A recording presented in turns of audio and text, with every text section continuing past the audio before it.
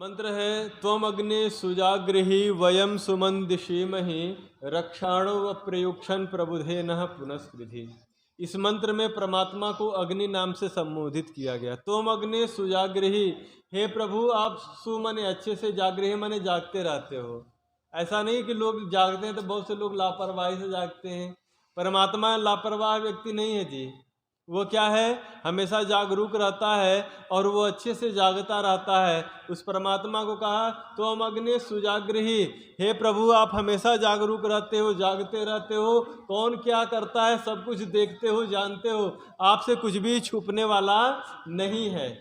ये प्रार्थना की गई इस मंत्र में। तो हम अग्नि सुजागृहि, आगे कहा वयम सुमंदिशीमहि, हे प्रभु आप तो दिन में भी रात में सदैव जागते हो और हम सो जाते हैं रात में, क्योंकि हम मनुष्य हैं, आप परमात्मा हैं, हम नर हैं, आप नारायण हो। यही तो अंतर है, नहीं तो हम भी और आप भी सोने लग जाओ, आप भी जगने लग जाओ हमारी तरह, तो आप में और हमारे में क्या अंतर रह जाएगा?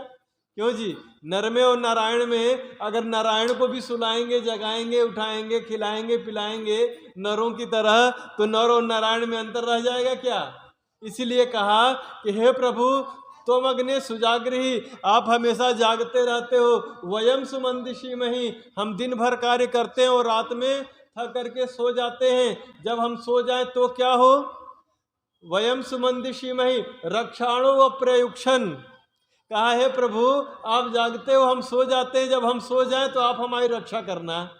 इसे कहा जाता है समर्पण, इसे कहा जाता है जो है परमात्मा के प्रति श्रद्धा का भाव, कि हम सौंप दिया इस जीवन का, सब भार तुम्हारे हाथों में है, जीत तुम्हारे हाथों में और हार तुम्हारे हाथों में। उस परमात्मा को सौंप करके भक्त यहाँ पर सोता है, कहता है प्रभु त्वम अग्नि सुजागृहि वयम सुमंदिशीमहि रक्षाणो अप्रयुक्षण, जब हम सोए रहें तो आप हमारी रक्षा करना, कोई जीव जंतु, कोई शत्रु हमें हानि न पहुंचाए, और ऐसा न हो कि हम सोए तो सोते रह जाएं।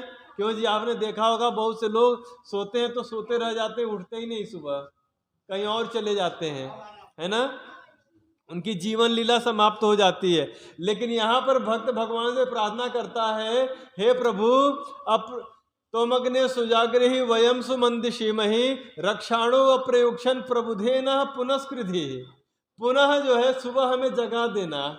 क्यों जी, कितनी सुंदर प्रार्थना की गई कि हे प्रभु हम सोए रहे, सुबह हो तो जगा देना, क्योंकि कर्तव्य के मार्ग पर आगे बढ़ना है, देर तक नहीं सोना है। जो देर तक सोता है कभी भी अपने जीवन की उन्नति नहीं कर पाता है। इसलिए हे प्रभु हमें अंदर से क्या करना, प्रेरणा देना कि हमें कर्तव्य के पथ पर आगे बढ़ना है, सुबह हमें जगा देना। उस प्रकार से प्रबुधेन पुनस्कृधि यहाँ पर प्रार्थना की गई। त्वम अग्नि सुजागृहि वयम सुमंदिशीमहि रक्षाणो अप्रयुक्षण प्रबुधेन पुनस्कृधि। कितना सुंदर यहाँ पर मंत्र में प्रार्थना किया गया है कि भक्त भगवान से प्रार्थना करता है। लेकिन बहुत से लोग भक्ति के नाम पर भगवान से, कि भगवान जागता रहता है, भगवान को सुलाते हैं, जगाते हैं। क्यों जी, भगवान हरिशयनी एकादशी मनाते हैं कि आज हरि जी सो जाएंगे और फिर देवोत्थान एकादशी मनाएंगे कि अब देवता जी हरि जी जागेंगे। भगवान कभी सोता और जागता नहीं है। हम अपने के मनुष्य इतना जो है स्वार्थी हो चुका है कि अपने जैसा भगवान को बनाता है। आपने देखा होगा जब पूजा पाठ की बात चलती है, देवी की उपासना की, उत्तर भारत के लोग कभी भी मांसाहार नहीं करते नवरात्रों में। क्यों जी, नौ दुर्गों में।